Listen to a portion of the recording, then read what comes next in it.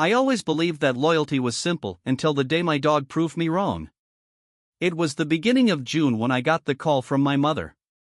Dad had fallen off a ladder while fixing the gutters, and though he insisted he was fine, she asked if I could come help around the house for a few days. Of course, I said yes immediately. Family came first, and plus, it was just a few days. I packed my bags and made arrangements for my job. I even asked my wife, Emily, if she wanted to come with me. She smiled, kissed me on the cheek, and said, "You know I'd love to, babe, but with work in the garden, I just can't get away right now." Fair enough, I thought. Emily was always busy, and honestly, I trusted her with my life. Before leaving, I knelt down and gave Max, our 3-year-old golden retriever, a firm hug. His tail wagged excitedly, his soft brown eyes full of affection. "You take care of mommy while I'm gone, all right?" I joked, scratching behind his ears. Max licked my face, almost like he understood every word. As I drove the 4 hours to my parents' house in Maplewood, I felt content. Life was good. Stable. Or at least, I thought so. The next few days were a blur of yard work, grocery runs, and late-night talks with Dad. It was nice reconnecting, hearing old stories, and sharing beers on the back porch while the summer breeze wrapped around us. Emily called once or twice a day, her voice cheerful and loving. She even sent me a few selfies with Max, who always looked thrilled, or so I thought. But by the 4th day, something odd happened. When Emily video called me, Max behaved strangely. He barked sharply when he saw her on the screen, pacing behind her with his ears pinned back. Emily laughed it off, saying, "Guess he misses you too much, huh?" I chuckled, but deep down, something twinged. Max wasn't a loud dog. He never barked unless he sensed something was wrong. Still, I brushed it off. Paranoia, nothing more. At least, that's what I kept telling myself. When I returned home late Sunday evening, the first thing I noticed was the faint smell. Not a bad smell, just different. Like cologne, unfamiliar and sharp, lingering faintly in the living room. Emily rushed to greet me at the door, pulling me into a warm embrace. "I missed you so much," she whispered into my ear. I held her tight, trying to shake off the unsettling feeling creeping up my spine. Max, however, wasn't acting normal. He stood at a distance, tail low, whining softly. When I knelt to greet him, he sniffed my jacket frantically, then shot a sharp look over his shoulder toward the bedroom. Strange. I ruffled his fur, trying to reassure him, but Max's body remained tense. Later that night, when Emily was asleep, Max padded into the bedroom and jumped onto the bed, something he never did unless invited. He nudged my hand insistently with his nose, then hopped down and stared at the door, letting out a low whimper. It was like he was trying to tell me something. Over the next few days, the weirdness continued. Max kept sniffing my clothes after work, whining near the front door, growling softly at seemingly nothing. I started paying closer attention. I noticed small things. A wine glass in the sink, though Emily said she hadn't drunk anything. The TV set to a channel she never watched. A strand of hair, short, coarse, definitely not hers, on the guest bathroom sink. Little details. Things you could explain away, if you wanted to. But combined, they painted a picture I didn't want to see. The final straw came one evening when Max scratched furiously at the guest bedroom door, barking sharply. I opened the door, heart pounding, and found nothing unusual at first. But then, buried under the pillows, I found it, a black hoodie. Men's size. Heavy cologne scent clinging to it. Not mine. Max sat at my feet, staring up at me with those big, honest eyes. He let out a low, sorrowful whine. It hit me like a freight train. I wasn't crazy. Max had been trying to tell me all along. I clenched the hoodie in my hands, the truth crashing down on me. Betrayal was no longer a suspicion, it was a certainty. But the worst part? I still had no idea who it was. Or how deep the deception ran. I glanced down at Max, who thumped his tail once against the floor, as if encouraging me to keep going. I would. I had to. Because the only thing worse than being lied to Was letting it happen without fighting back. I barely slept that night. Lying next to Emily, I stared at the ceiling while Max curled up at the foot of the bed, occasionally lifting his head to glance at me with those ever-watchful eyes. My mind raced, twisting through every memory, every conversation, every moment that suddenly didn't seem so innocent anymore. How long had it been going on? Who was he? Had I missed the signs all along? When the morning sun finally broke through the curtains, I got out of bed quietly. Max followed close behind, his paws clicking softly against the hardwood floor.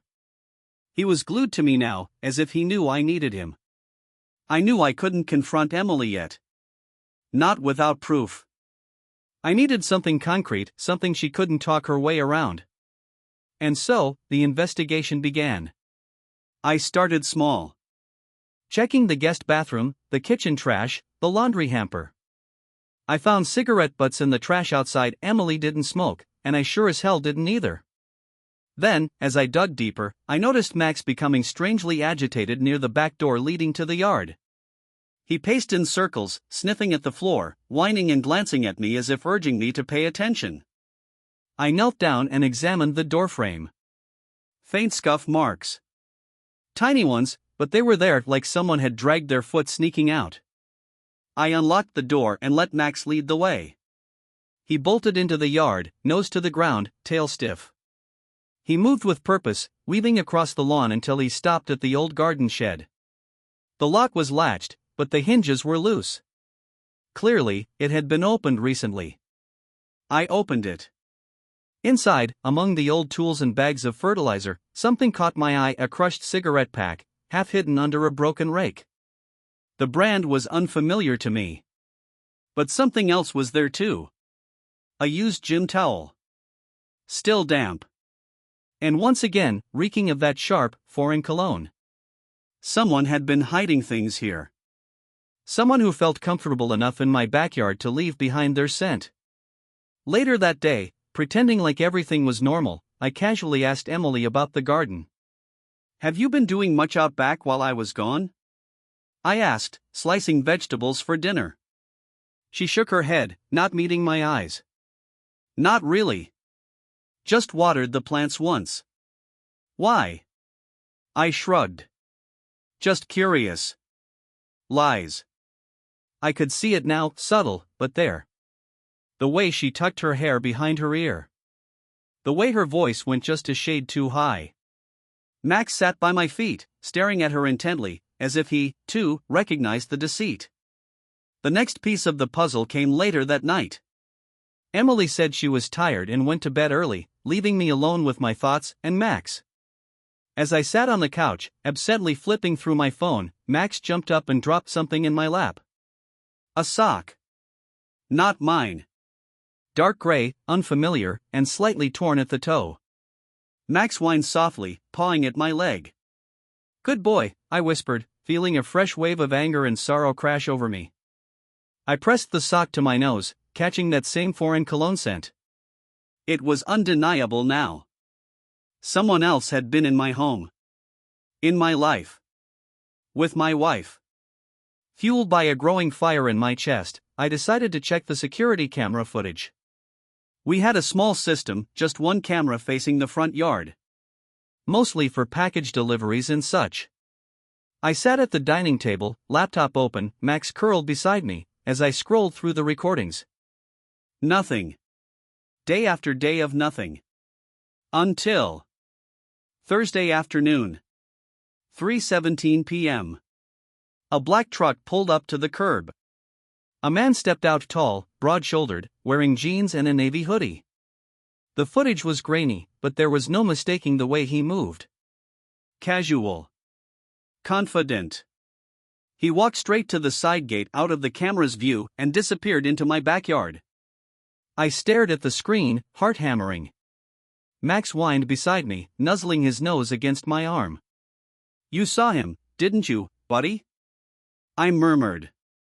He wagged his tail once, solemnly. I didn't know who the man was yet. But I knew one thing for sure. This wasn't a one-time mistake. This was a pattern. A betrayal that had unfolded over days, maybe weeks, while I had been living in blissful ignorance. And somehow, Max had known.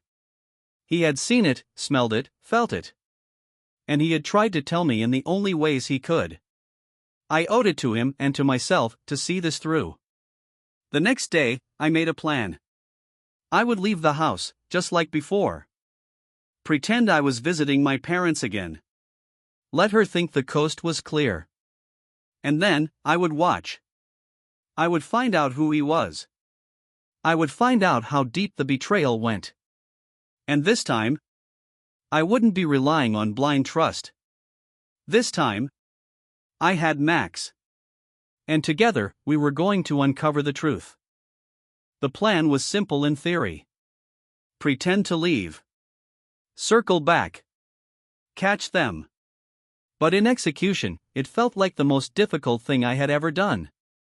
Every muscle in my body was tense with anticipation. Every nerve buzzing with a cocktail of dread and determination. Max sensed it too. He stayed close, his ears pinned back, his tail low. He understood something big was happening. Saturday morning, I packed a small duffel bag and made a big show of saying goodbye to Emily. She smiled brightly, kissed me on the cheek, and told me to drive safe, like the loving wife she once pretended to be. I hugged Max tightly at the door. "Stay sharp, buddy," I whispered into his fur. He gave a small bark, almost like a salute. Then I got into my car and drove away, heart pounding against my ribs. But I didn't go far. I parked 3 blocks down, hidden behind an abandoned warehouse, and waited. Max wasn't with me. I had left him home deliberately. He was part of the trap. If the stranger came again, Max would react. And I would know. 2 hours passed. 3. The minutes dragged like molasses.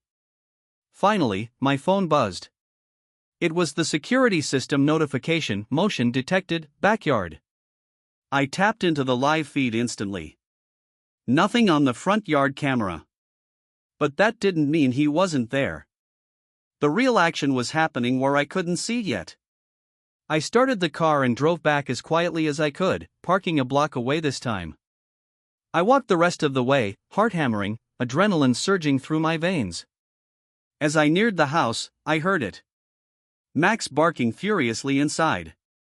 A deep, frantic sound I'd never heard from him before. Someone was there. Someone who didn't belong. I crept through the side alley, staying low, every step careful.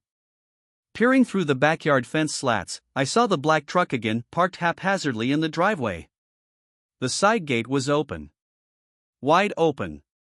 And then, I heard voices. Hushed. Urgent.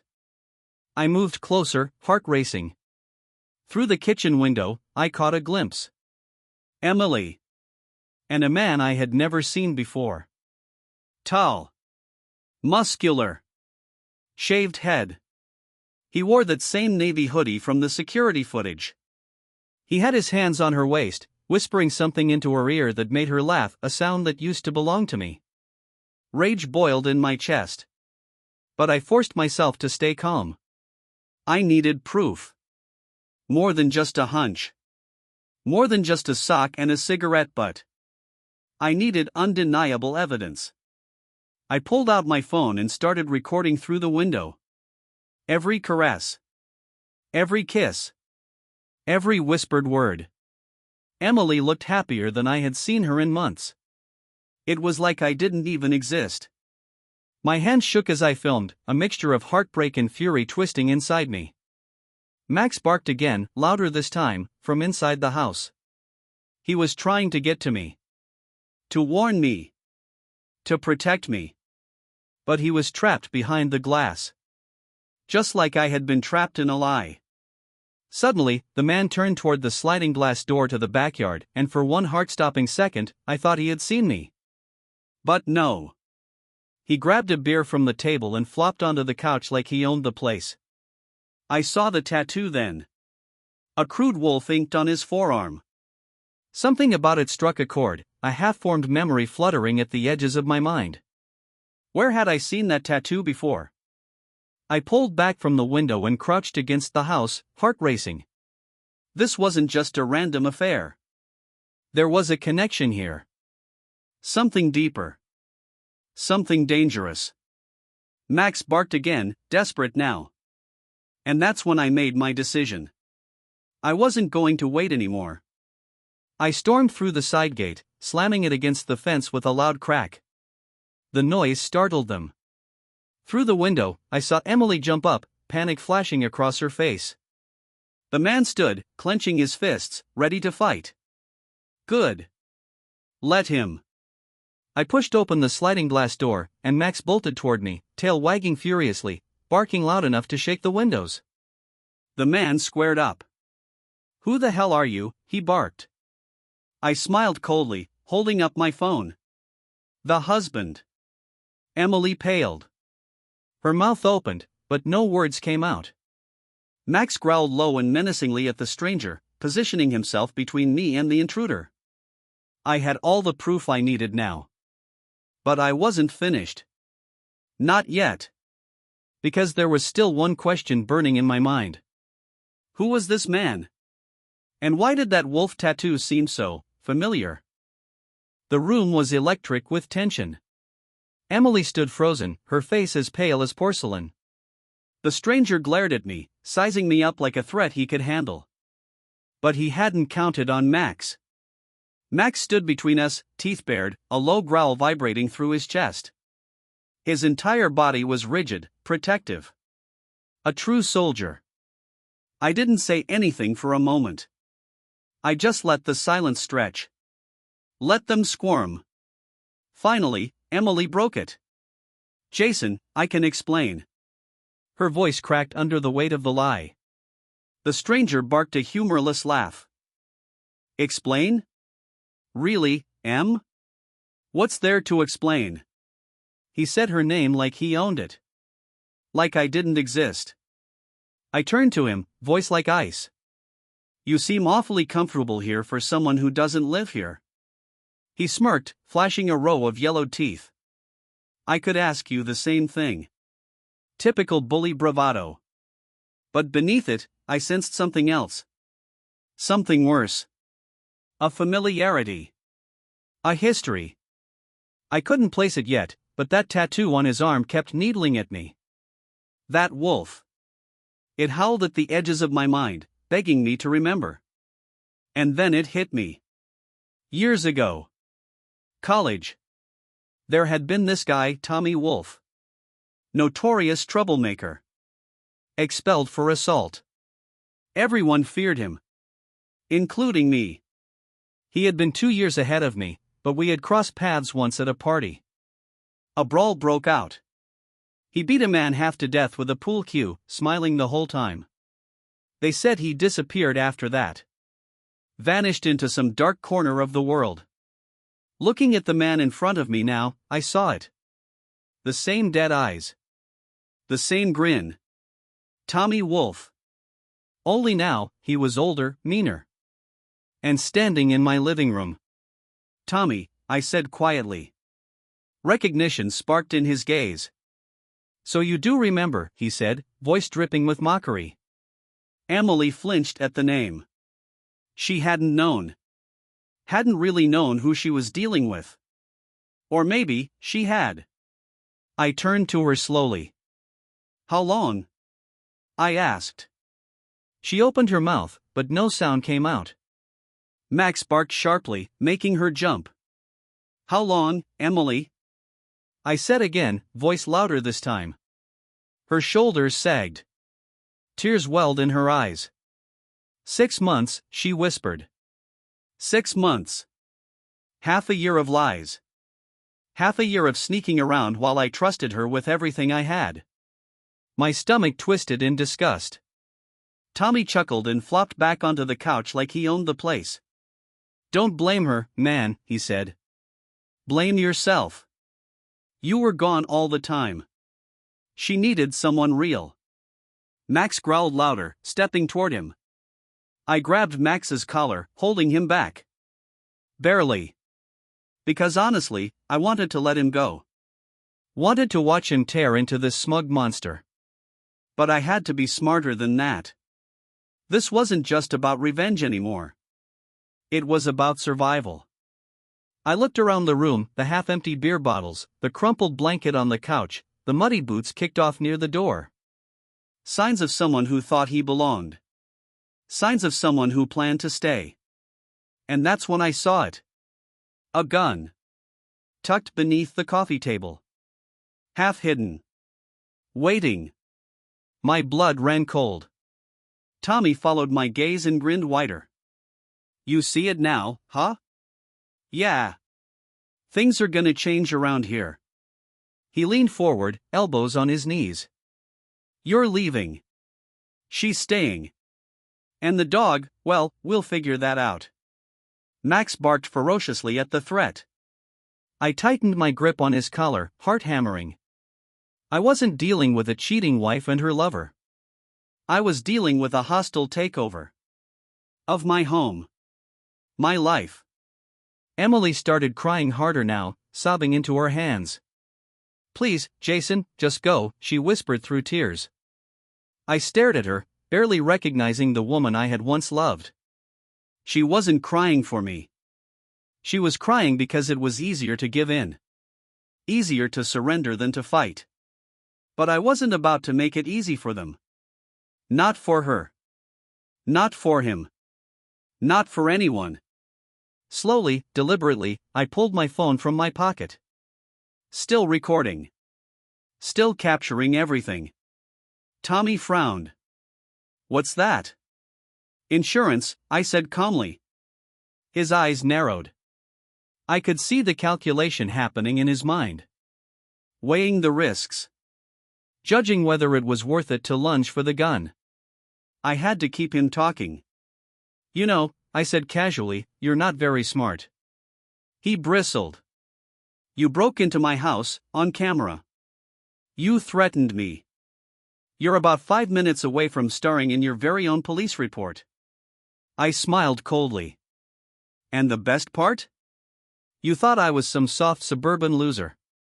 I dropped Max's collar. Instantly, Max lunged, barking ferociously. Tommy jerked back instinctively, knocking the coffee table over. The gun clattered to the floor. I kicked it away, hard, sending it skidding under the couch. Tommy scrambled after it, but Max was faster. He lunged, snapping his teeth inches from Tommy's hand. Tommy shrieked and fell backward, clutching his wrist. Max stood over him, growling deep and low. Victory never looked so loyal. I backed toward the front door, keeping my phone up. You stay right there, I said, and maybe you'll still have fingers when the cops show up. Emily sobbed harder. Tommy glared at me with pure, burning hatred. But he stayed down. Max had made sure of that. As I stepped outside, I dialed 911 with shaking fingers. Told them everything. The break-in. The threats. The gun. Within minutes, flashing lights lit up the street. Max barked triumphantly as the police cuffed Tommy and led him away, snarling and cursing. Emily stood on the porch, arms wrapped around herself, watching everything crumble. She didn't even try to run. Didn't even try to explain. She just stood there. Broken. Empty. Lost. As they hauled Tommy away, one of the officers turned to me. You're lucky, he said. Guys like that? They don't usually leave witnesses. I nodded numbly, looking down at Max. My savior. My loyal soldier. My best friend.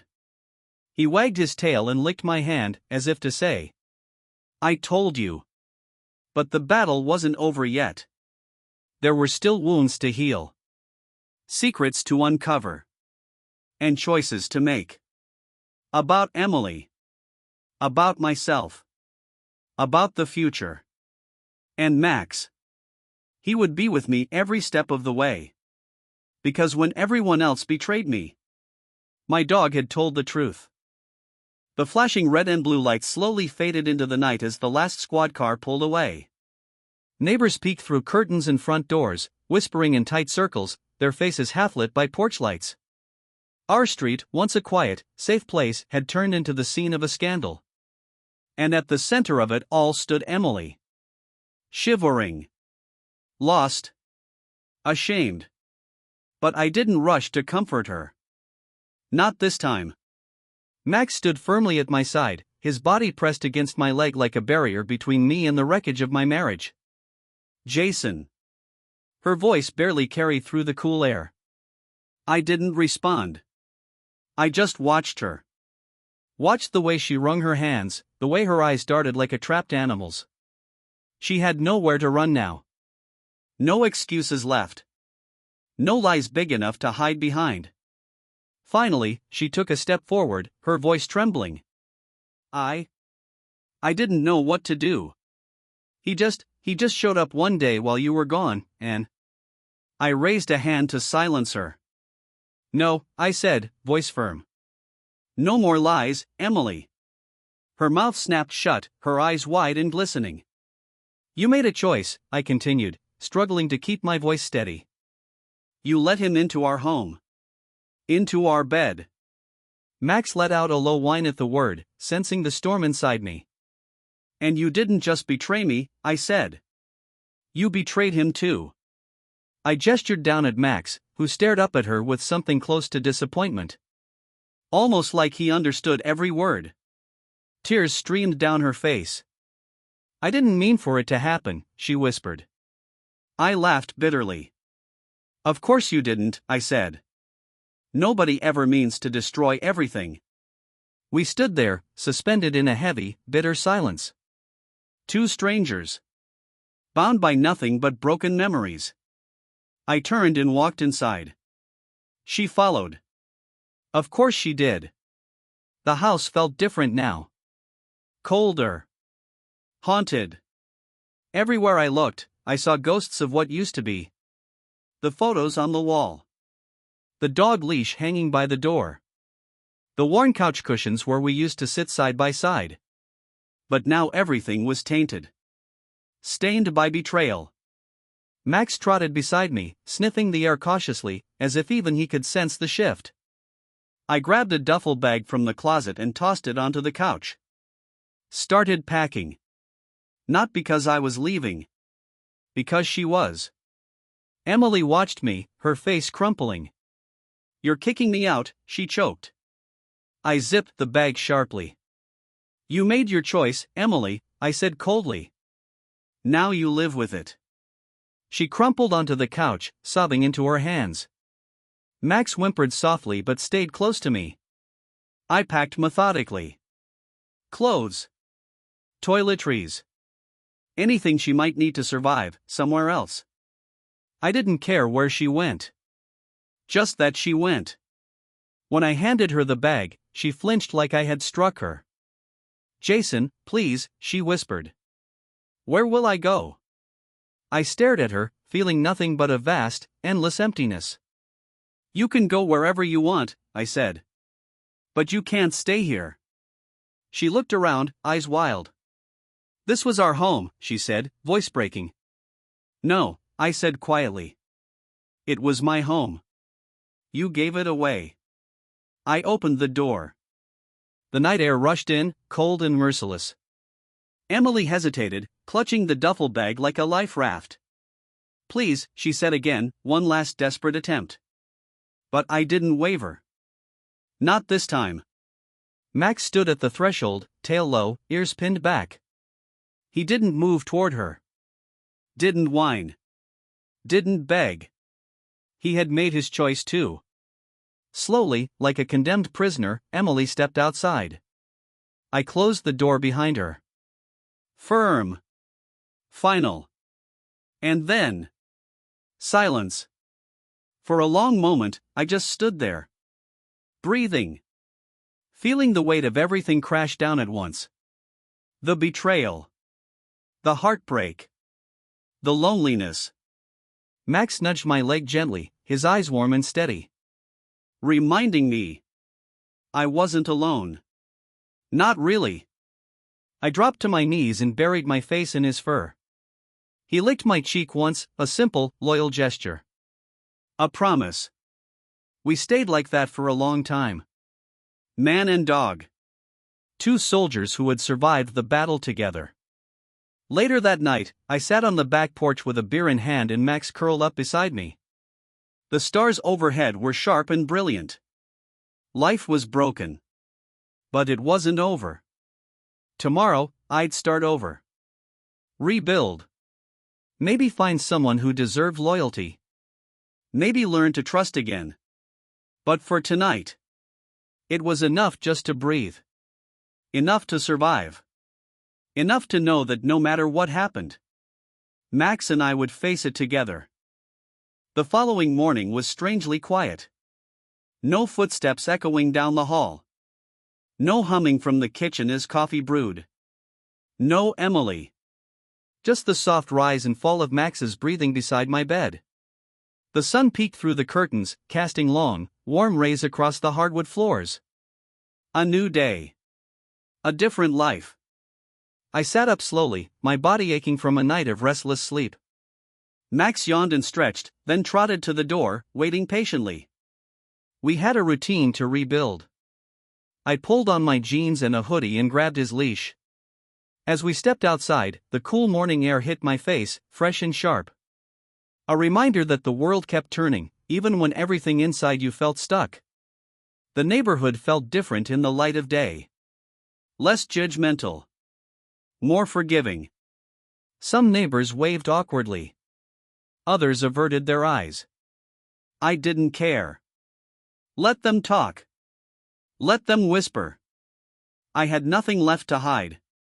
Max and I walked the familiar route through the neighborhood park, past the duck pond and the playground. It was strange how ordinary everything looked. How normal. Even though my world had been ripped apart. We stopped at a small bench overlooking the water.